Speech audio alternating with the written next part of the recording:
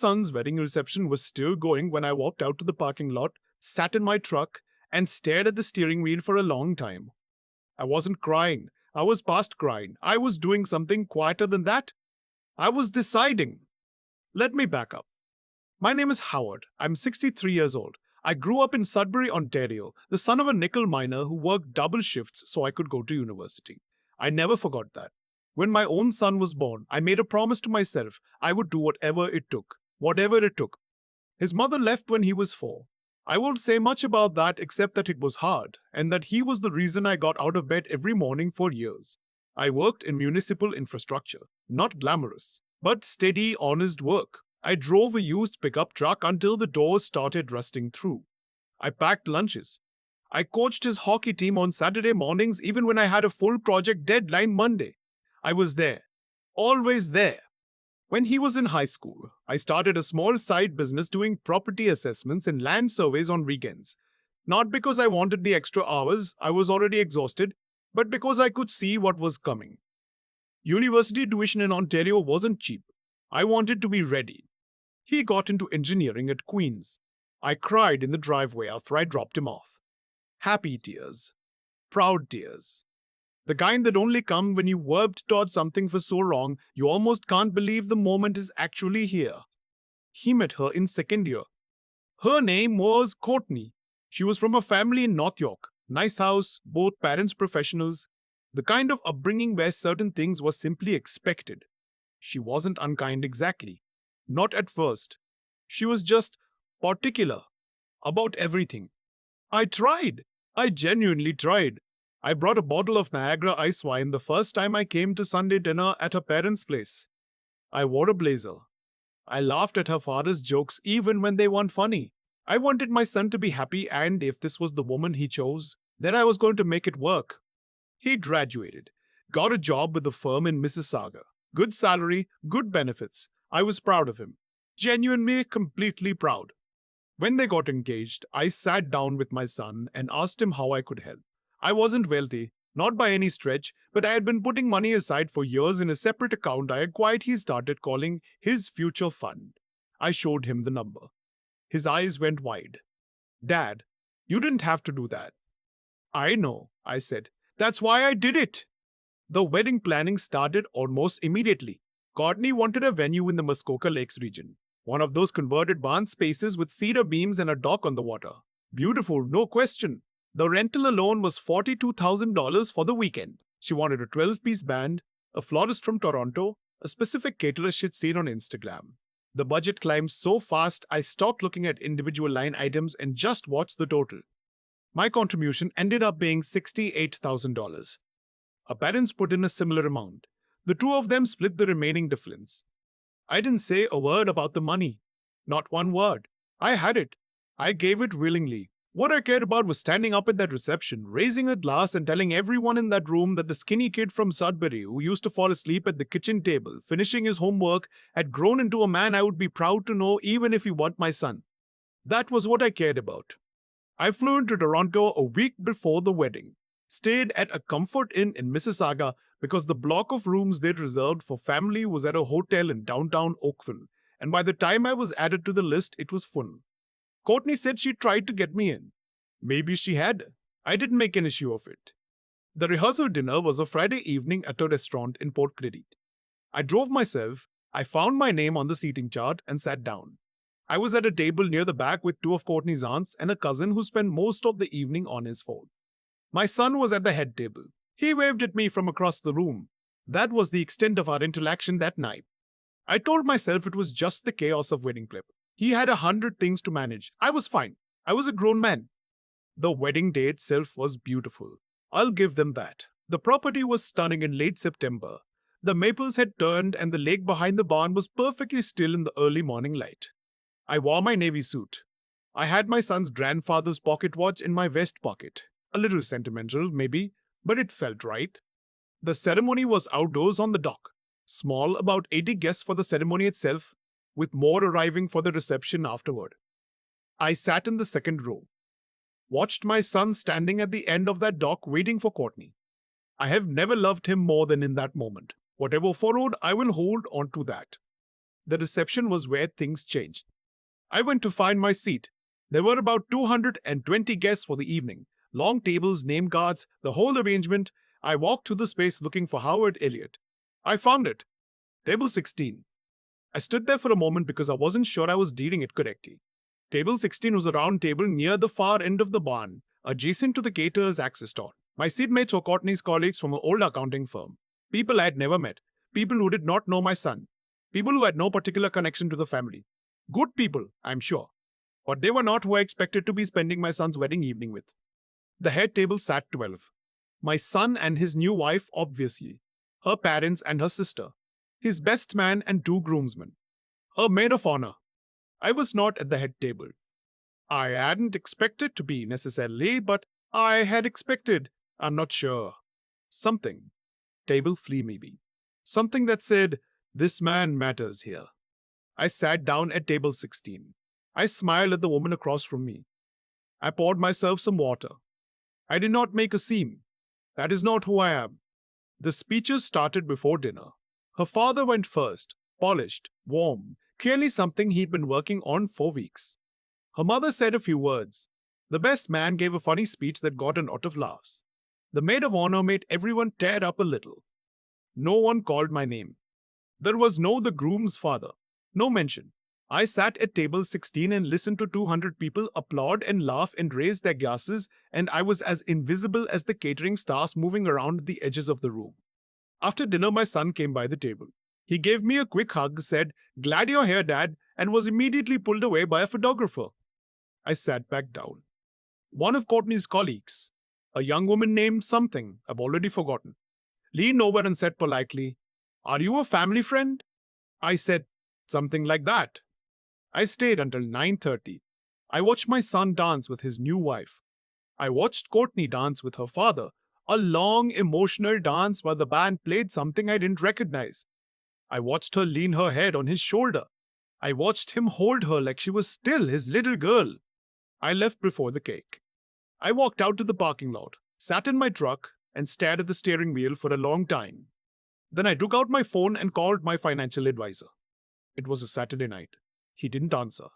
I left a message. I said, "It's Howard. First thing Monday, I need to review everything we set up, all of it. Call me when you can." Then I drove back to my Comfort Inn in Mississauga, ordered room service because the restaurant had closed, and watched the late news until I fell asleep. I want to be clear about something. I did not go home and immediately dismantle everything in a rage. That is not what happened. I am 63 years old. I have made enough decisions in anger to know they rarely end well. What I did instead was think. For a full week I thought, and I talked to a couple of people I trust, and I asked myself whether I was being unfair, whether I was reading too much into a seating arrangement and an oversight on the speeches. But it wasn't just the seating. That was just the night it became impossible to ignore. Over the 2 years they'd been together seriously. The 2 years since he moved in with her, since the engagement, since the wedding planning, something had been shifting. He called less. When he did call, she was usually there in the background, and the conversations were shorter, more surface level. He stopped coming to Sudbury for the long weekends we used to spend up at the camp I rent on Blamsey Lake. He missed my birthday in March. Sent a text, said they had plans. He didn't ask about the bypass surgery I had the previous winter until 3 weeks after I was already home recovering. Courtney, from what I could tell, had a family of her own that she was close to. And increasingly, my son was folding himself into that family and letting the edges of ours go soft. I told myself it was just the natural order. Young couple, new life. You let them find their footing. I kept telling myself that right up until the moment I was sitting at table 16 eating salmon next to Courtney's accounting colleagues while her father danced with her to a song that made the whole room go quiet. My financial advisor called me that Monday. I had set up a spousal loan structure for the down payment on their house, $112,000, documented at 1% interest, which essentially meant it was a gift structured to avoid certain tax complications. On paper, it was a loan. In my heart, it was a gift I never expected back. I told my advisor I wanted it treated as an actual loan. I wanted a formal repayment schedule drawn up and sent to my son with a letter explaining the change. Not aggressive, not punitive, just honest. That money was documented and I was choosing to document its repayment terms. I also quietly changed the beneficiary structure on 2 of my registered accounts. I had a younger sister in Sohn's team, Marie, who had 3 kids and not a lot of margin. I redirected those.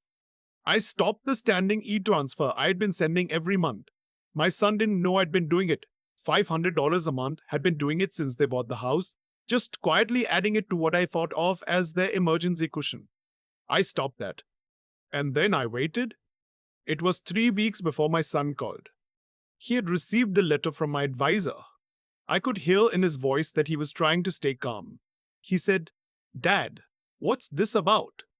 I said, "It's a loan repayment schedule. The loan documents were always clear."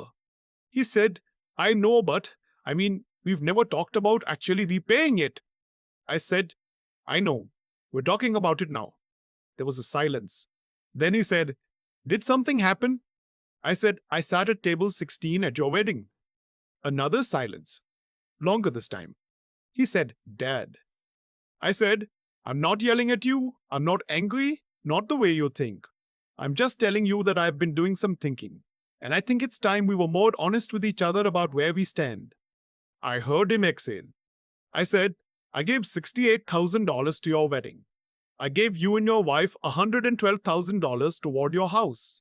I have been sending you $500 a month since you moved in together. I did all of that because I love you and because I wanted to help you build your life. I didn't do it so I could hold it over you. But I'll tell you something, son. I sat next to people who'd never met you while your mother-in-law cried happy tears in the front row, and nobody said my name out loud all night. I'm 63. I had bypass surgery last winter. And you sent me a text on my birthday." He was quiet for a moment. Then I heard something that might have been him crying. Just a small sound. He said, "I didn't know you were hurt." I said, "I know you didn't. That's also something I've been thinking about. Here's what I know about my son. He is not a bad man. He is not cruel. He is a man who got swept up into a life with a very strong-willed woman from a very close-knit family. And somewhere along the way, he started managing 2 households emotionally, instead of having the courage to simply be himself in both. He had been keeping peace in a way that cost something he hadn't noticed it costing. I know that because I recognized it. I did the same thing with my own father for the first decade of my marriage. Kept everyone comfortable.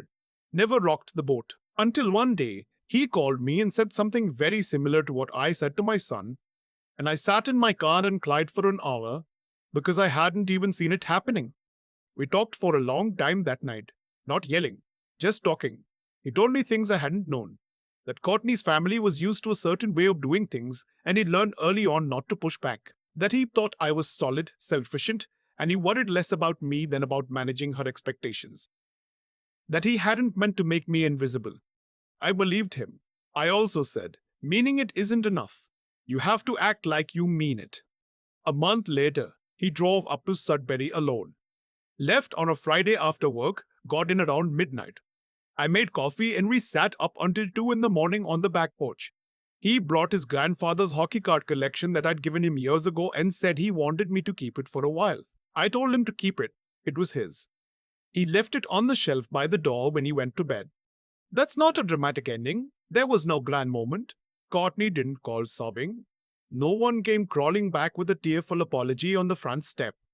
What happened was quieter and, I think, more real. He started calling more. Not every day, that's not us, that's not the relationship we have. But every week, and sometimes just to say nothing in particular. He came back to the camp on Labor Day with just her and their dog. No extended family, no agenda. We canoed out to the far end of the lake like we used to. We didn't talk much. We didn't need to. He asked me that evening if I had thought about revising the loan repayment terms. I said I'd think about it. I haven't revised them. Not yet. Not because I need the money, I don't. But because the document sits in a drawer and it is the most honest thing between us right now. When the relationship feels honest enough, I let the rest of it go. I'm not holding a grudge, I'm holding a standard. I want him to understand. I don't want this $68,000 back. I don't want thank you speeches and public displays. I want a son who calls when I'm in the hospital. Who drives up for the weekend without needing a reason. Who, 20 years from now, when there are grandchildren and holidays and long tables full of people, saves a seat near the front and says, "This man matters here." That's all I've ever wanted. Some nights I still think about that parking lot. The way the lights of the Muskoka barn reflected on the water while I sat in my truck, the sound of the band still playing inside, my son dancing with his new wife, probably not even thinking about where his father was sitting. I drove back to Mississauga that night feeling like I had swallowed a stone. But somewhere between that parking lot and the phone call I made, something shifted in me. I stopped waiting to be acknowledged and started deciding what I would and wouldn't carry going forward. I'm 63 years old. I bypassed surgery last winter. I drive a pickup truck. I pack my own lunches. I coached hockey on Saturday mornings and I worked weekends for 20 years so my son could stand on a dock in Muskoka in a good suit and marry the woman he loves. I don't need a speech. I don't need a toast. But I am done sitting quietly at table 16 and calling it enough. I keep coming back to the moment I found my name card at table 16. Not the walk to the parking lot, not the phone call, that moment. Standing there with 200 people around me, holding a glass of water I hadn't asked for. Realizing I was as anonymous as any stranger who'd wandered in off the road. That's the moment I think about when I try to make sense of what happened and why. Here's what I've come to understand. Not everything that breaks quietly was broken on purpose. My son didn't sick me at that table out of malice. He sacked me there because somewhere along the way he had stopped doing the hard thing. He'd stopped asking the uncomfortable question, who matters here? And am I treating them like they matter? It's easier not to ask, easier to manage the surface of things, keep everyone just comfortable enough that no one makes a scene. I know that pattern. I lived it for years myself. But easy choices compound. You skip one difficult conversation, then another, and eventually you look up and realize you've built a life around avoiding honesty rather than living it. That's not weakness exactly. It's a failure of the kind of clear-eyed thinking that good decisions require. The willingness to sit with an uncomfortable truth and act on it anyway. Even when it costs you something socially. Even when your in-laws are watching. What I did after that night wasn't revenge. I want to be clear about that. I didn't restructure the loan to punish him. I did it because I had spent too long letting the shape of our relationship be defined by what I was willing to absorb in silence. And that wasn't honest. Not to him, and not to me. There's a kind of integrity that only shows up when things get uncomfortable. When you finally say, this is what I will carry, and this is what I won't. That line matters. Drawing it isn't cruelty. Refusing to draw it, that's what does the real damage, slowly, over years. What my son did when he drove up to Sudbury, that took something. He didn't have to come. He could have sent an email, offered a partial explanation, let it fade. Instead, he got in his car at 4 in the afternoon on a Friday and drove 4 hours north and sat on my back porch until the morning. That took the kind of quiet courage that doesn't announce itself. He didn't make a speech. He just showed up. And sometimes showing up without an agenda, without a prepared defense, is the most honest thing a person can do. I'm not going to pretend the relationship is fully repaired. These things don't repair like a broken fence. One afternoon, a few nails, done. They repair slowly, through consistent small choices, through showing up again and again until the pattern changes. He's been making those choices. I've been making mine. What I hope he takes from all of this, what I wish someone had said to me at his age, is that the people who stay in your life without needing to make noise about it are usually the ones carrying the most. Decency doesn't always announce itself. Neither does the kind of steady love that packs lunches and coaches Saturday hockey and quietly puts money aside for decades. You don't notice it until it goes quiet. And when it goes quiet, you feel the full weight of what was always there. I'm 63 years old. I've got good years left, I think, and I intend to spend them honestly. At tables I was actually invited to,